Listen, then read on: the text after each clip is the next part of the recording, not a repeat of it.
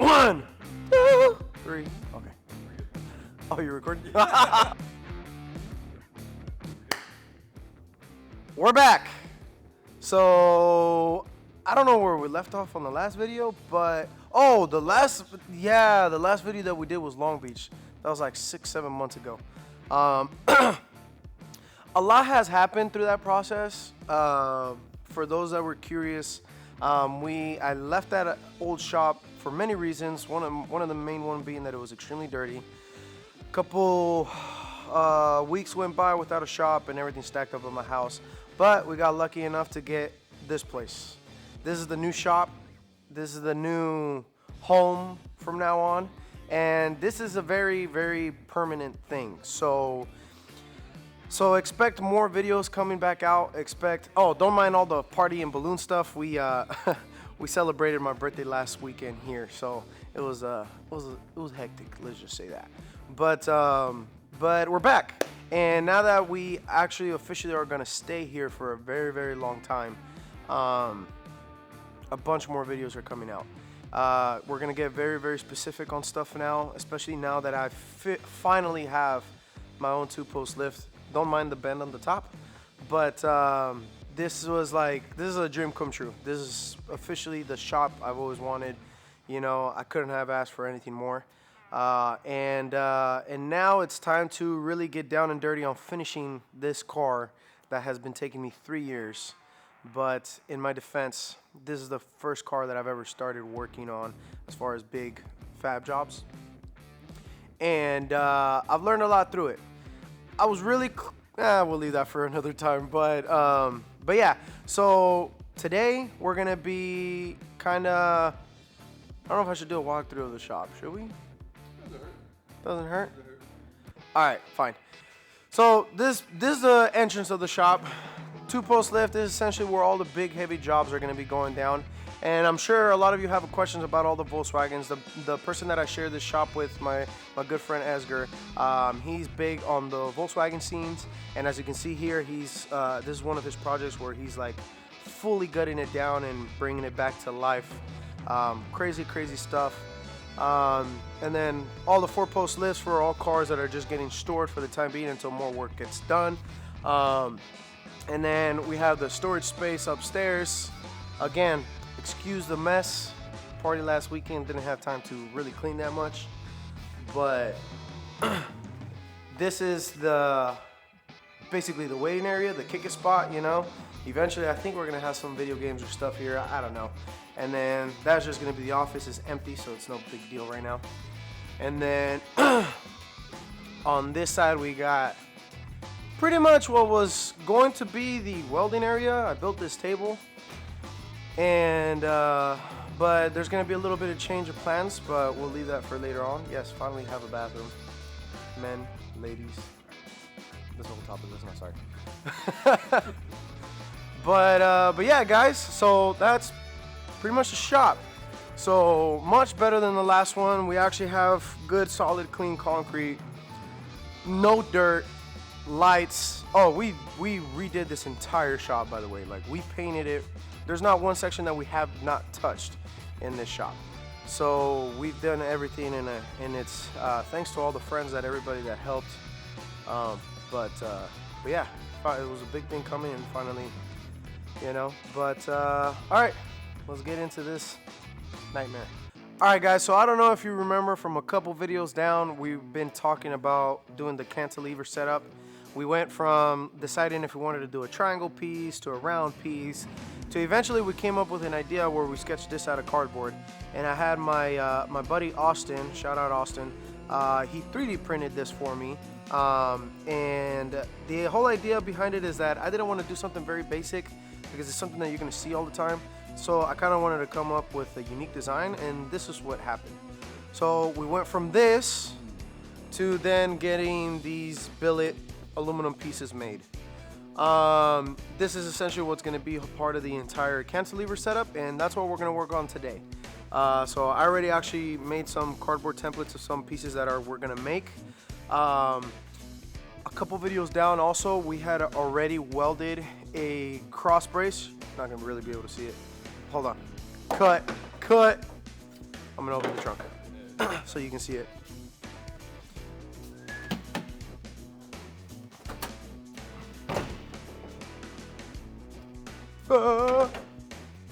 It's gonna be this top piece right here.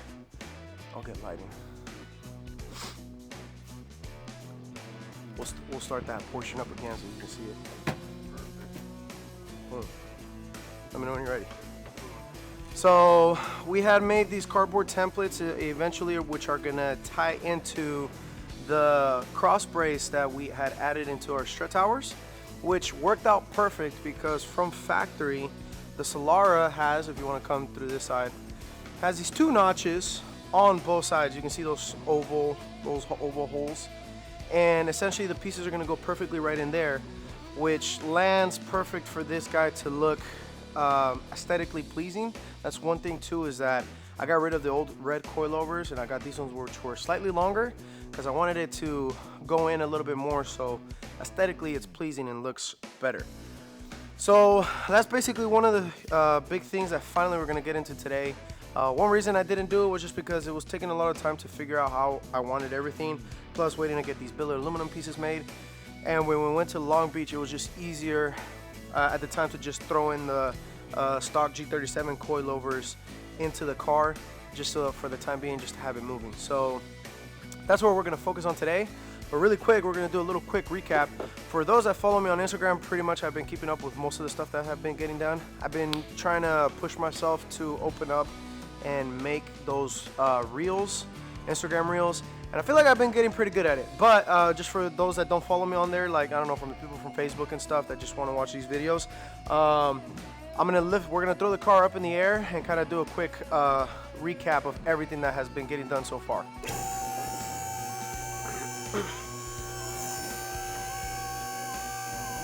Takes a while. Takes a while.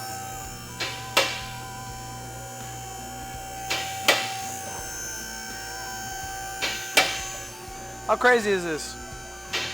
From going to being on your knees and jacking up a car with a jack and putting it on the jack stands like we used to do at the old shop, to just kick back and relaxing while the car's going up by itself. Beautiful thing.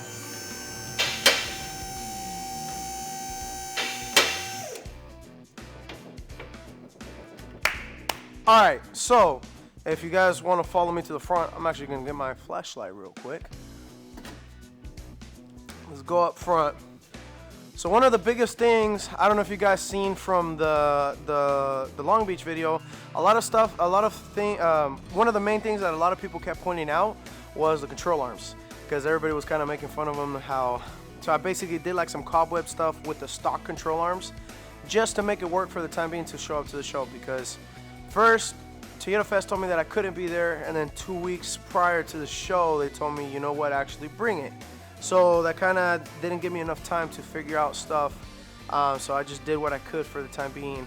And the rack and pinion was in there by like barely a few tack welds. Actually, when we got to the show, the rack and pinion had actually like came off, and so the wheels were all over the place. It was a shit show. Those that watched the video, you know. But now, if we look underneath here, I finally came up with my custom setup control arms. They're fully adjustable as far as camber and toe. What I did here was essentially all Heim joints. Everything is Heim joints on this, and I used the stock Toyota Solara bushing on the end. Those that have had Heim joints, a few aftermarket companies that make control arms use Heim joints, and also like off-road trucks, you'll know that these are really noisy when you're driving on the car. It is what it is. It's metal on metal contact.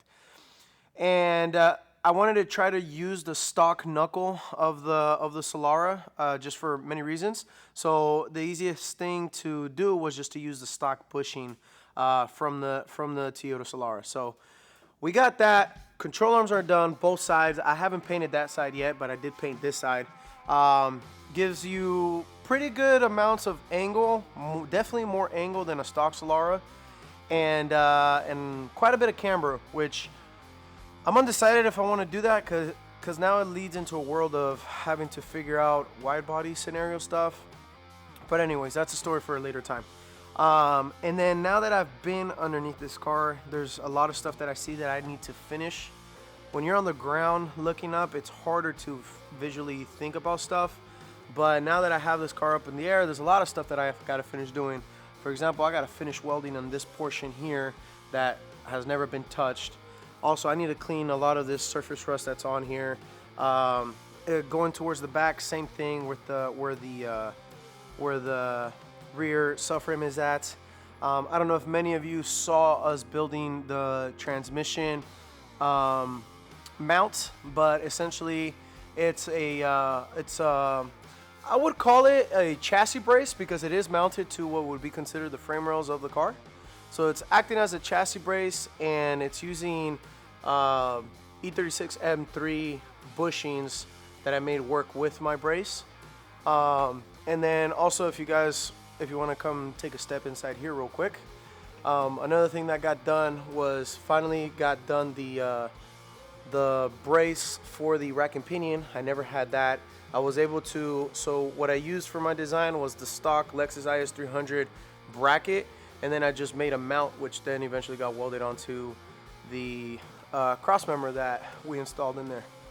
But other than that, I know it sounds like not too many changes, but they're really, really big things because it was stuff that needed to be figured out. And now that they were, everything is coming along. So now I was just kind of dealing with all of the rest of the stuff, start cleaning everything up, knocking everything out, and yeah, getting closer to hopefully finishing this thing and starting a new one and starting all over again. Because there's definitely a lot of stuff that I would have done different. But hey, that's just the name of the game. So let's bring this car back down and let's start working on doing the cantilever suspension. All right, guys. Crap, I gotta sneeze.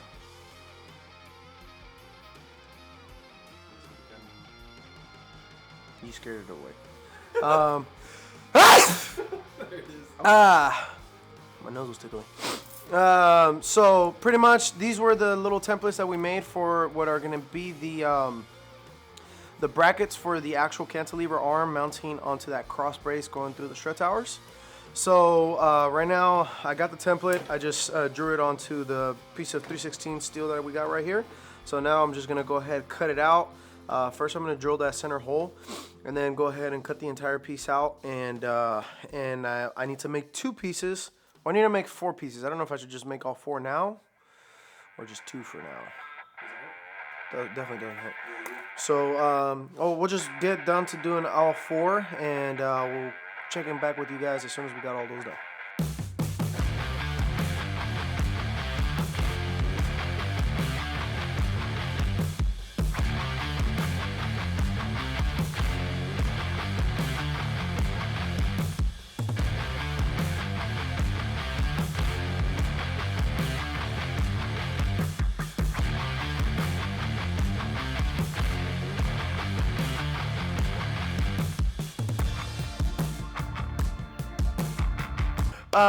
Alright guys, so a little tiny change of plans. You know, when isn't there change of plans? So I know how originally we said that we were going to mount the brackets down through those 2 oval holes that were factory indents from factory. But I totally forgot that I need this piece to mount to the bar that essentially is going to be connected to where the coilover would have connected down at the bottom to the knuckle. So I need to bring it in closer, which is not a big deal. I just got to make some cuts and measure a lot because I want to make it look pretty. And it's not going to be at this height. It's going to go down a little bit more because it needs to go physically in. And if not physically in, I am going to shorten those pieces because just to be a little bit further away from the glass. And also in doing so, it's going to spread the coilover out a little bit more because I want it to reach as much a center as possible. So when I do the other side, when both of them are closer to each other, everything's gonna look aesthetically pleasing. I'm a very aesthetic guy. But yeah, so this is pretty much an idea of what it's going to look like.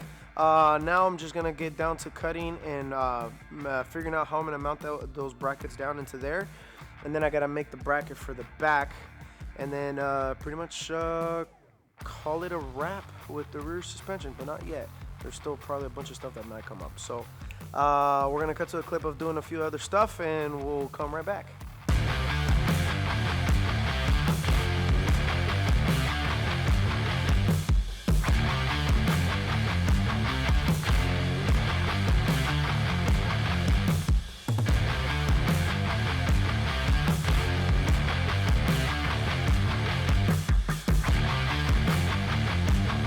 Alright guys, so as you can see, we kind of have everything mocked up right now. That's essentially what you're going to see from the rear windshield, at least, all the cantilever part.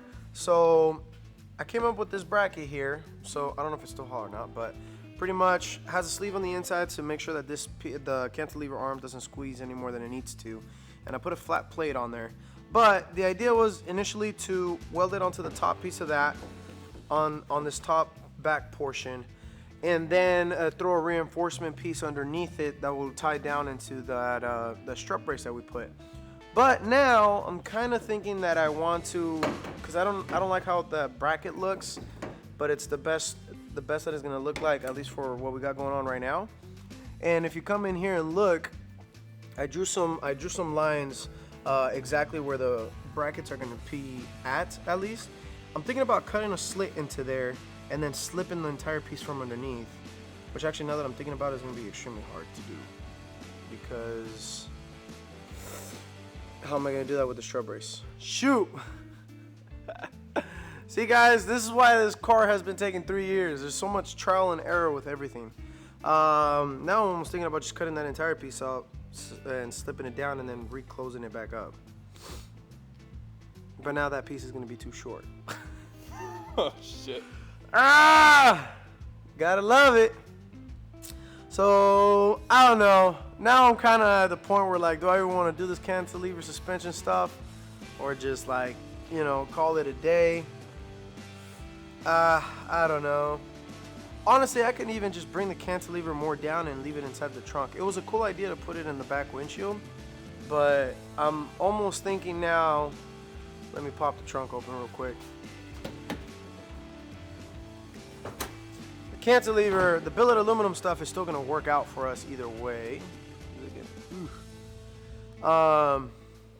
Since we have everything opened up, I could technically still cut portions of the strut towers out to allow the bars coming in.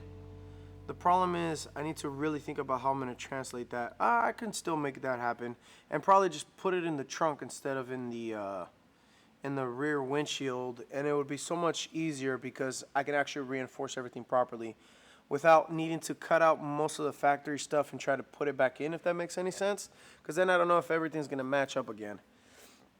So now I'm almost thinking about bringing it into the trunk. Gotta love this, man. Gotta love cars. Let me do some thinking and we'll be back. Alright guys, so right now we're chilling inside of the trunk of the Solara. It looks like you're literally, like, if I don't back up right now, it looks like you're in the trunk if the car's grounded. Hey, Solaras do have big, deep trunks, so, like, if you wanted to be a mafia, you can have a Solara. No. So this is what we got going on right now. I don't know what that was. So right now we got the coilover chilling back here. Obviously it's not necessarily, oh, the battery's probably down on my light. It's not necessarily how it's gonna be, because you know, I still have to finish off doing the C-notch here. And if I do the C-notch, when I do the C-notch, I can have a third bar going across because I need to reinforce that C-notch, obviously, right? And in doing so, I can cut this plate off, cut these ears a little bit shorter, and mount this to that round tube. Kind of actually exactly how it would be here, right? So imagine this was further up on the C-notch, and it would also bring it further in. So it would actually look a lot like that. And then I will cut a small hole wherever the linkage. I would also have to make a linkage that would hook up to the knuckle, so that then it can translate all of the weight coming up and down onto the cantilever part and then go into the coilover. I think as far as a perspective of what's gonna work better, come on bud, work with me. I think as in a perspective of what's gonna look better and work out nicer and be a little bit easier to do, this is gonna be the call. I think instead of putting the cantilever up on the top of the back of the windshield, which would have been awesome, I just don't like how things are looking. At least with the tools and stuff that I have, I don't like how it's gonna look unless I cut that entire piece out. You know, but I want to leave that piece because eventually I would like to try to figure out a way to bring in some back seats. So that's why I'm persistent on not wanting to cut that entire portion out. So with that said, I think this is going to be the move to just move the cantilever suspension into the trunk and put it right on top of the rear diff, which is not unusual. You know, a lot of people go that route, but you know, there's obvious reasons why. So we're gonna come up with a game plan and then figure out exactly the best way of doing that and go from there. I just got to decide because it's the weekend and the hardware stores around here that would have all the metal is closed, so that kind of puts me in a dilemma. But we're gonna do some figuring out and come right back. All right, welcome back, guys. Yeah, we totally forgot to do that at the beginning of the video. That's kind of like the thing, I guess, when we start the videos, but. So pretty much everything that we were gonna do today down the drain. Just because the more that I was getting closer to doing it and the more that I was thinking about it, I wasn't going to be happy. But it doesn't mean that we're not gonna keep proceeding forward with the idea of doing the cantilever setup. As you saw from the last footage, pretty much this is gonna be a close representation of what it's gonna look like. Instead of having everything up and behind the windshield, it's just gonna be right in the trunk. It's not gonna necessarily be right here. It's gonna be more towards the center and more a little bit higher up. Pretty much right across from the strut towers. And the purpose, actually, you know, I could even twist them and have them going straight in. There's a bunch of ideas, but bringing it into the trunk is gonna help so much more. It's going to be so much easier to plan things out and easier to reinforce stuff and make them strong. You got to think about these coilovers are going to go through a lot of tension, and it's going to have all the weight of the car. So making it strong is my priority with that. So that's pretty much where I'm at. I'm going to put it in the trunk. A bunch of different ways we can do it. There's just the first step that needs to be done though is that the C-notch needs to be done. So the C-notch going right on top of the control arms, that's going to be the first step that needs to be done. It's going to be obviously all custom. As soon as that gets done, then we can do the coilover cantilever setup, either sideways, straight, whatever. And then the next step would be to sealing up the rear end. Finally putting everything away, which I already have all the metal for that. And I planned on doing it a long time ago, but there's a few steps that need to be done first. So that's where we're at. So that's what's going to happen. Sorry if today not much was done, but just wanted to kind of, you know, this is us coming back, just saying that we're going to start recording as much as possible now that we have the shop. I have more, you know, how would I say it? I have more ambition to actually want to come and work on stuff. Having a clean environment, having a warm environment, having lighting, having all these extra special tools. You know, it just puts you in a place where like, all right, let's get stuff done. So, so expect more of this, and this car needs to be done for Toyota Fest next year. We're gonna be at Toyota Fest. We're driving this car to Toyota Fest next year, 100%. I don't care how I make it happen. I don't care if I drive to LA with no brakes. I'm going to make it happen. No brakes, no case. It's fine, bro. But I'm gonna go to Toyota Fest driving this car next year. I 100% can you know, tell you that's gonna happen. So I don't know how many months do we have. Was it in August? May? Well, oh, it wasn't May. It was in May. I forgot when the next one was. We got about 5 months. Hold on, they posted it. I think they 6 months. I think they changed it. Let me see. See, I know that they posted it. Yeah, June 8th. So 6 months. I got 6 months. 6 months and some change. Yeah.